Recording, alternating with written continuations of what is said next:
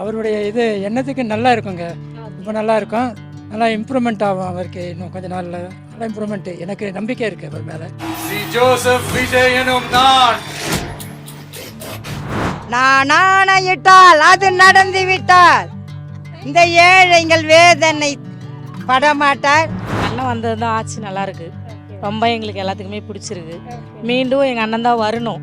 சரியா? கொஞ்சம் கொஞ்சமாக தான் செய்வார், உடனேலாம் செய்ய மாட்டார் எதையும். 100வது நாள் ஆட்சின்றது மிக சிறப்பாக போயிட்டுருக்கு. முதல்ல எந்த ஒரு சிஎம்ஓ ஒரு மந்திரியை கரப்ஷன் வாங்க முடியாமல் ஓப்பனில் சொல்ல முடியுமா? ஒரு சிஎம் அவங்க மந்திரியாண்ட பேச முடியுமா? அந்த அளவுக்கு தைரியம் இருந்திருக்கா? ஆனால் இவர் பேசுகிறாரு.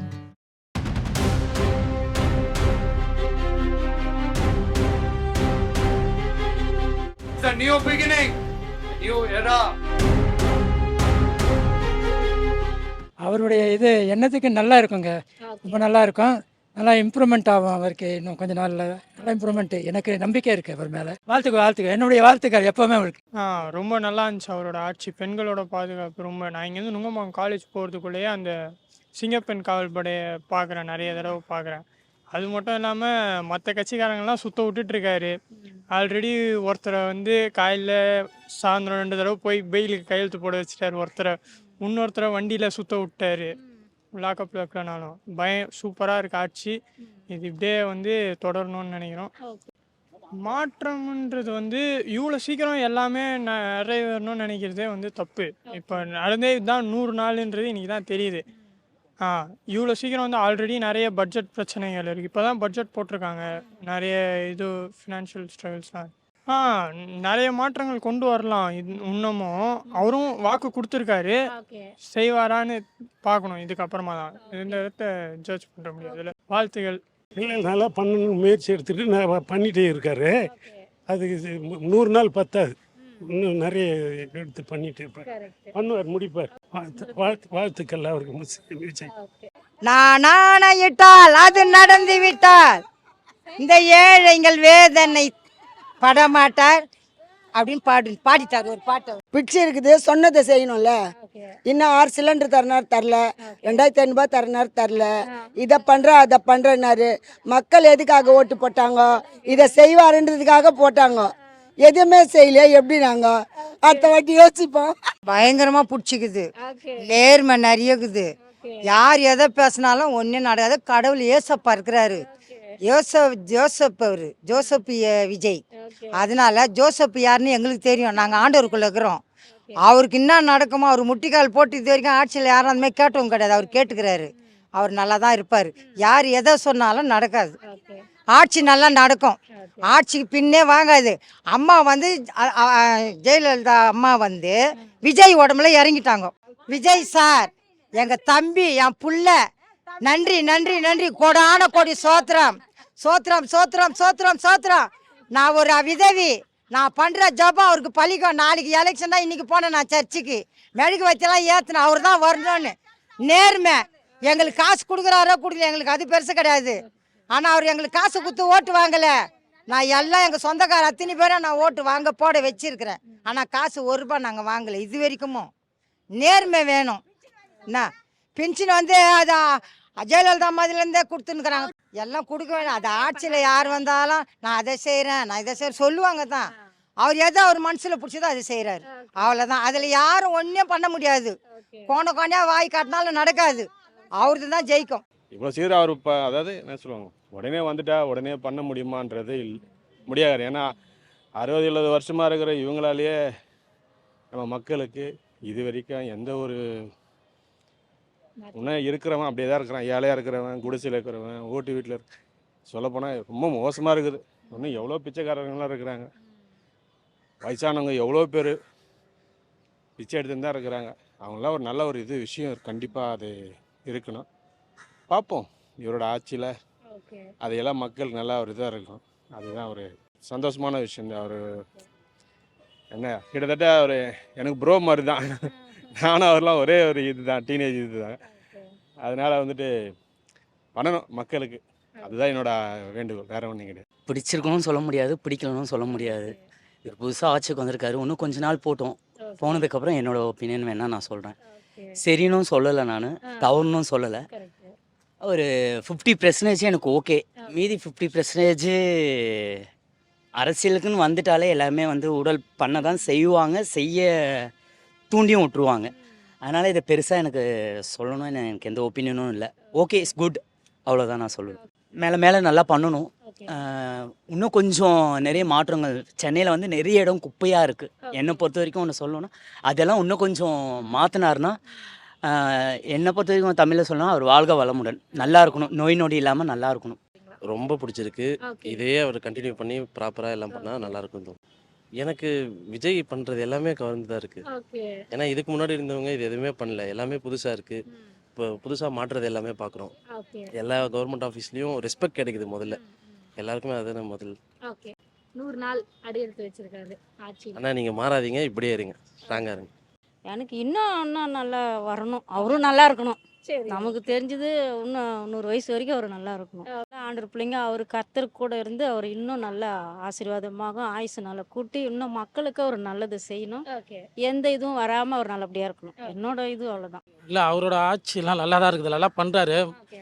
நல்லா மகளிருக்கெல்லாம் நல்லா இது பண்ணுறாரு. இன்னும் மேலே வந்து இப்போ தான் இது பண்ணியிருக்கிறாரு, மேலே மேலே பண்ணுவார். ஓகே. அதை நான் எதிர்பார்க்குறேன். ஓகே. கண்டிப்பாக கன்ஃபார்மாக நல்லா செய்வார். இதில் வந்து இந்த போதைப் பொருள்லாம் கொஞ்சம் ஒழிப்பு நல்லா இருக்கு. ஓகே.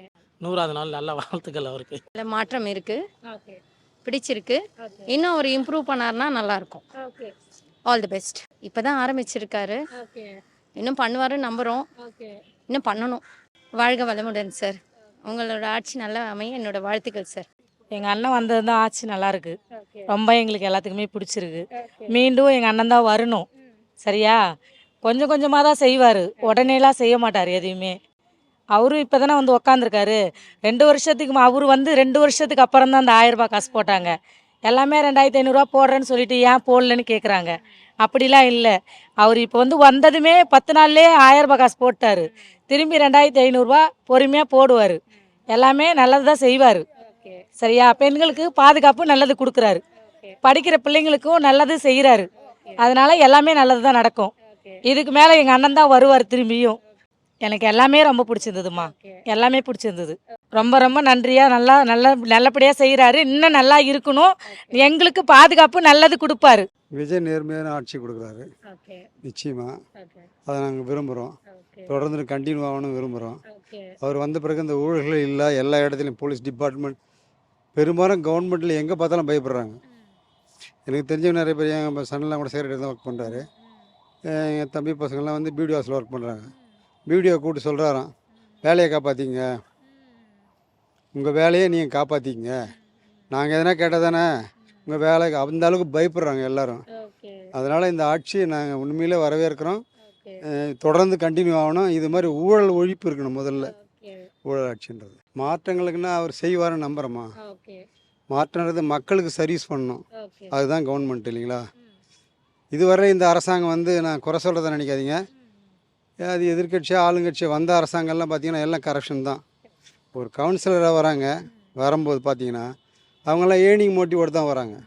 பட் விஜய் ஒன்லி தான் பணம் வேணாம், நான் மக்களுக்கு சர்வீஸ் பண்ணுறேன்னு பண்ண ஒரே சிஎம் அவர் தான். இன்னொன்று, கரப்ஷனை வாங்கக்கூடாது.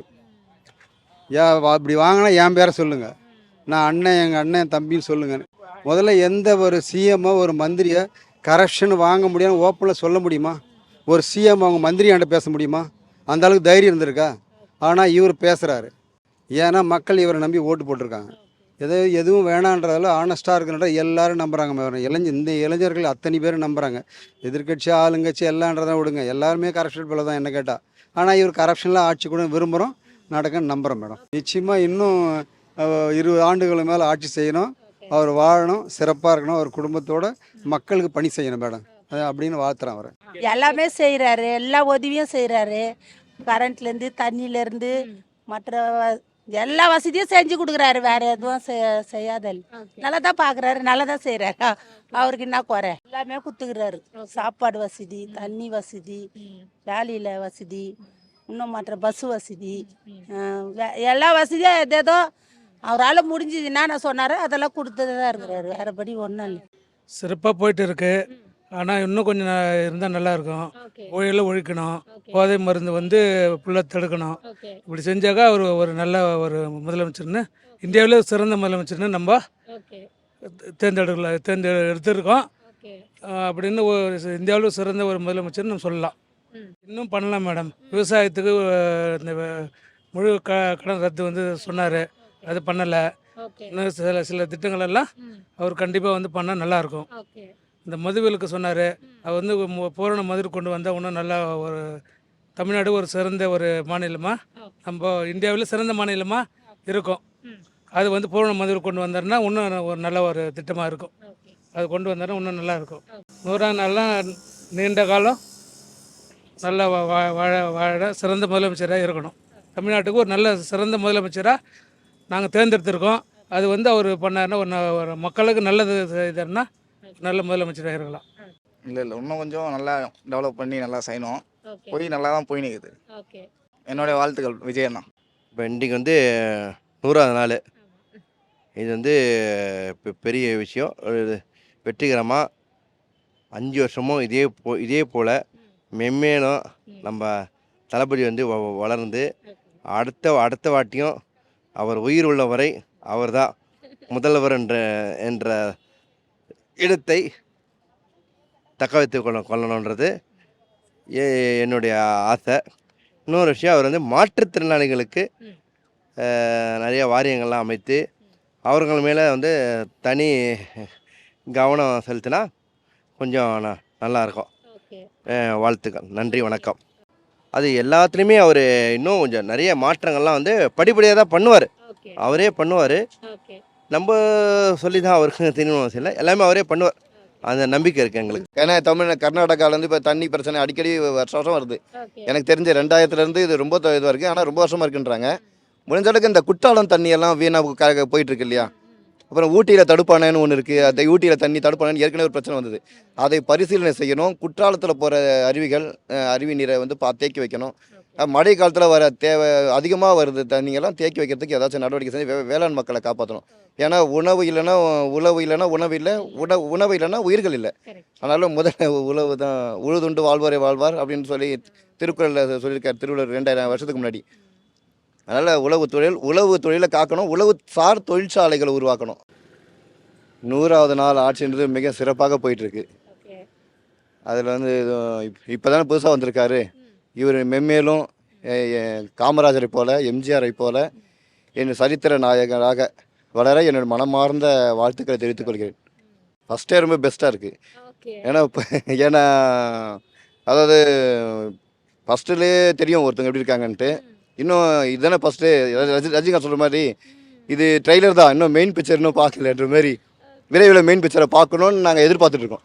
நிறைய திட்டங்களுக்கு இப்போ மெயினான கல்வி, சுகாதாரம், குடிநீர், வேளாண் போன்ற இதெல்லாம் இன்னும் கொஞ்சம் கொண்டு வரலாம். ரெண்டாவது உள்நாட்டில் உற்பத்தி திறன். தமிழ்நாட்டில் பார்த்திங்கன்னா இப்போ உதாரணத்துக்கு சொல்லணுன்னா திருநெல்வேலி அல்வா, திருச்சி எவ்வளோ இருக்கிற பொருள் இருக்குது. இது இல்லாமல் நம்ம ஊரில் விளையிற விவசாய பொருட்கள் நிறையா இருக்குது. விவசாயம் சார்ந்த தொழிற்சாலைகளை உருவாக்கலாம். கால்நடைகள் சார்ந்த ஒரு தொழிற்சாலை, இயற்கை உரம், இயற்கை சார்ந்த மின்சாரம் எல்லாமே நம்ம கொண்டு வரலாம். நம்மக்கிட்ட இருக்குது. குப்பை இருக்கிறதுக்கு கனிமம் இருக்குது. அந்த மாதிரி இன்னும் கொண்டு வரணுன்றதுக்கு அண்ணனுக்கு வந்து என்னுடைய ஆலோசனையாக தெரிவிக்கிறேன். என்ன பண்ணிருக்கிறாரு ஒன்றும் தெரியல எனக்கு. நான் இன்னும் அதை பற்றி இன்னும் விசாரணையும் பண்ணலை. அதனால் வந்து அவர் என்ன செய்யறேன்னா இப்போதைக்கு அமைதியாக போகுது. இந்த அரசியல்ன்றது இல்லாமல் இந்த கூட்டமாக போட்டுக்கின்னு இந்த டிராஃபிக் பண்ணிக்கின்னு டிஸ்டர்ப் பண்ணிக்கின்னு அது இல்லை.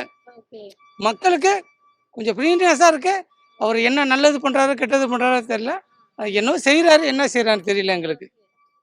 வாழ்த்துன்னு சொல்லணும்னா நம்மளையும் பார்த்துக்கணும், அவர் குடும்பத்தையும் பார்த்துக்கணும். எங்களையும் பார்க்கணும், அவர் குடும்பத்தையும் பார்த்துக்கணும். தனித்தனியாக இருக்கக்கூடாது. எதாக இருந்தாலும் பொதுவாக இருக்கணும். யாருக்கும் எந்த டிஸ்டர்பன்ஸாக இருக்கக்கூடாது. ஆனால் இப்போ அந்த கொஞ்சம் கார்பரேஷன் ஆஃபீஸ்லாம் பார்த்தா கொஞ்சம் பயப்படுறாங்க. இந்த பணம் கொடுத்தா வேலை செய்கிறது, ஐயோ வேணாப்பா நாங்கள் வேலை செய்கிறோம்ப்பா அப்படின்னு சொல்கிறாங்க. முன்னாடியெல்லாம் நாங்கள் கூப்பிட்டாப்பா இது எங்கள் டியூஷன் இல்லைப்பா, இது இவங்க டியூஷனு, நாங்கள் வரமாட்டோம், இவங்க தான் அது செய்வாங்க அப்படின்னு. ஆனால் இப்போ அப்படி கிடையாது. எந்த டியூஷனாக தான் வந்து ஒர்க் பண்ணுறாங்க. இப்படி தான் செய்யணும் அப்படி தான் செய்யணும்னு கிடையாது. கூப்பிட்டா உடனே வர்றாங்க. சில மாற்றங்கள்லாம் நிறைய இருக்கு. அது வந்து நம்ம ஆய்வு பண்ணல. அவ்வளோதான். இல்ல அவரு தான் முடிவு எடுக்கணும். இப்ப நம்ம சொல்லி அவர் செய்யக்கூடாது. அவரே செய்யணும்னு அவசியம் இல்ல. அவருக்கு செய்யறதுக்கு தான் ஆளுங்க வச்சிருக்காங்க கீழ. எம்பி, எம்எல்ஏ எல்லாம். ஆனா அவங்களும் நல்லா ஒர்க் பண்றாங்களாம் இப்போ. இப்போ இந்த ஒரு கௌரவ ஒரு ஒரு பந்தா கிந்தா இல்லாம ஒரு இதுவா நேச்சுரலா பண்றாங்க. ஒரு சாதாரண ஒரு மனுஷன் மாரி பண்றாங்க. இப்போ எம்எல்ஏன்றது வந்து பெரிய அப்போலாம் பார்த்தேன் எம்எல்ஏ வராங்க. இப்போ எம்எல்ஏன்றவர் சாதா மனுஷன் மாரி கூட இருக்கிறாங்க. மக்களோட மக்களா இருக்கிறாங்க. எந்த ப்ராப்ளம் கிடையாது. இப்போ அது பாட்டு வேலை நடக்குது. அவங்க பாட்டுக்கு போறாங்க. எல்லாம் ரிலாக்ஸா இருக்காங்க. இந்த ஆட்சியில கொஞ்சம் ரிலாக்ஸ் கிடைக்குது எல்லாருக்கும். அவங்க போறாங்க, இவங்க வராங்க. அவ்வளோதான். வேற யாருக்கும் எந்த டிஸ்டர்ப் இன்னைக்கு வந்து முதலமைச்சர் விஜயோட 100வது நாள் நடந்துட்டு இருக்க ஆட்சி. இது உங்களுக்கு பிடிச்சிருக்கா, பிடிக்கலையா? இல்ல என்னென்ன மாதிரியான மாற்றங்கள் கொண்டு வரணும்? பிடிச்சிருக்கு. ஓகே. எல்லா மக்களும் செய்வார் நம்பிக்கையோடு இருக்கிறோம், செய்வாருன்னு இருக்கிறோம். ஓகே. அப்படின்றது எனக்கு ஒன்றும் புரியல. இதுக்கு மேலே செய்வாருன்னு நம்பிக்கை இருக்குது. ஓகே. எங்கள் தம்பிங்களாம் அதோட ரசிகர் தான், நாங்கள் எல்லாம் அந்த ரசிகர் தான், நம்பிக்கையோடு இருக்கிறோம், செய்வாருன்னு இருக்கிறோம். 100வது நாள் 100 நாள் முடிஞ்சிருச்சு. 3 மாதம் கம்ப்ளீட் ஆயிடுச்சு. ஆனால் எந்த ஒரு வளர்ச்சி திட்டங்களும் வந்த மாதிரி எனக்கு தெரியலை. ஆல்ரெடி இருக்கிற திட்டங்களை வந்துட்டு நிறுத்தாமல் கொண்டு போகிறாரு, அது வரைக்கும் சந்தோஷம். ஆனால் மகளிர் உரிமை தொகை நிறைய பேருக்கு போகவே இல்லை. முன்னாடி இருந்த அந்த 1000 ரூபாய் போயிட்டு இருந்தது, அது 2500 ரூபாய் ஆக்குறனாரு, இன்னும் ஆக்கவே இல்லை. அந்த 1000 ரூபாவது போய் சேருதா அப்படின்றதையாவது செக் பண்ணுறாரா? அதுக்கு ஏதாவது ஃபாலோ அப் வச்சிருக்காரானோ இல்லை. முதல்ல வந்துட்டு இருந்தவங்களுக்கு கூட இப்போ கேன்சல் ஆயிடுச்சுன்னு சொன்னாங்க. அதுக்கப்புறமா பார்த்தோன்னா அவர் கொண்டு வந்து சிங்கப்பெண் திட்டம்னு ஒன்று கொண்டு வந்திருக்கிறாரு. அந்த சிங்கப்பெண் திட்டம்ல கூட ஃபோன் பண்ணால் எடுக்கவே மாட்டாங்க. நீங்கள் வேணால் ட்ரை பண்ணி பாருங்க. இது அதுக்கப்புறமா 2-3 திட்டங்கள் திரும்ப கொண்டு வராரு. எப்படி கொண்டு வராருன்னா, எக்ஸிஸ்டிங்கில் இருக்கிற திட்டத்தை ஸ்டிக்கர் ஒட்டிட்டு இருக்கிறாரு அவர். அந்த மாதிரியானதை தான் நடக்குதே தவிர இந்த 100 நாள் ஆட்சியில் எந்த ஒரு சிறப்பம்சமும் இல்லைன்னு தான் நான் நினைக்கிறேன். அதாவது அவருக்கு ஓட்டு போட்ட மக்களே வந்துட்டு ஏன்டா அவருக்கு போட்டோன்ற அளவுக்கு ஃபீல் பண்ணுற அளவுக்கு ஒரு விஷயம் நடந்திருக்கு. என்னன்னா, அந்த இபி பில்லு எல்லாருமே பார்த்து இபி பில்லை பார்த்து ஷாக் ஆகி நின்று இருப்பாங்க, என்னடா இப்படி வந்திருக்குன்ட்டு. சரி, இபி பில்ல ஒரு பக்கம் பார்த்தா சொத்து வரி ஒரு பக்கம், அது ஒரு பக்கம் இன்க்ரீஸ் ஆகுது. சரி, இதெல்லாம் தான் இப்படி இருக்குன்னு சட்டசபையை பார்த்தா சட்டசபையில் அதுக்கு மேலே வந்துட்டு வச்சு செய்கிறாங்க ஒருத்தவங்களும். நீங்களாமா மினிஸ்டர்ஸாப்பா, சரிங்க நல்லா பேசுகிறீங்க அப்படின்ற அளவுக்கு தான் இருக்குது. சட்டசபையை பார்க்குறாங்க, இளைஞர்கள்லாம் சட்டசபையை பார்க்குறாங்க. இவ்வளோ நாள் பார்த்துருப்பாங்களா, நாங்கள் லைவ்லாம் போட்டிருக்கோன்றாங்க. சட்டசபையில் நல்லா பேசினா எல்லாரும் பார்ப்பாங்க. நீங்கள் என்ன பண்ணிட்டு இருக்கிறீங்க? சட்டசபையை பார்த்து நல்லதை கற்றுக்கணும்னு நினைக்கிறாங்கன்னா, சட்டசபையை பார்த்து இப்படியெல்லாம் ஒருத்தவங்களை வந்துட்டு பேசலாம், அவதூறாக பண்ணலான்ற அளவுக்கு கற்றுக்கிற அளவுக்கு தான் சட்டசபை நடந்துட்டு இருக்குது. வார்த்தைகளில் தெளிவில்லை, வார்த்தைகளில் வந்துட்டு ஒரு கிளாரிட்டி இல்லை. இதுதான் இளைஞர்களுக்கு கொண்டு போய் சேர்க்க போகிறாங்களான்ற அளவுக்கு நடந்துட்டு இருக்குது இந்த இது. எனக்கு வந்துட்டு இந்த 100 நாள் இன்னும் போகிற காலத்துக்கு எப்படி தள்ள போகிறோம் அப்படின்ற அளவுக்கு இருக்குது. 100 நாளுன்றதே அப்படி கஷ்டப்பட்டு 1 வருஷம் மாதிரி போகுது. இன்னும் 4.5 வருஷம் எப்படி கடத்த போகிறோன்னே புரியலை. முந்தைய அரசியலில் வந்துட்டு இந்த 100 நாள் நீங்கள் வந்துட்டு அங்கே போய் கேட்டிருக்கவே மாட்டீங்க. 5 வருஷத்தில் என்ன நடந்தது அப்படின்றது தான் பார்த்துட்ருக்குறோம். அதாவது அவங்க வந்துட்டு ஒரு எக்ஸிஸ்டிங் ஸ்ட்ரக்சர் வச்சுருந்தாங்க. அவங்க இது இப்படி பண்ணணும் கரெக்டாக அதாவது அது அதிமுக ஆட்சியாக இருந்து திமுக ஆட்சி மாறும்போதும் இருந்தாலும் சரி, திமுகலேருந்து அதிமுக ஆட்சி மாறும்போது இருந்தாலும் சரி, அவங்க வச்சுருந்த சிஸ்டமை அப்படியே கொண்டு வருவாங்க. அந்த அந்த திட்டங்களை வந்துட்டு எடுக்க மாட்டாங்க. இப்போ அம்மா உணவகம்னு ஒரு திட்டம் இருந்தது, அதை எடுக்கல, பேர் மாற்றமும் செய்யல, அது அப்படியே கொண்டு வராங்க.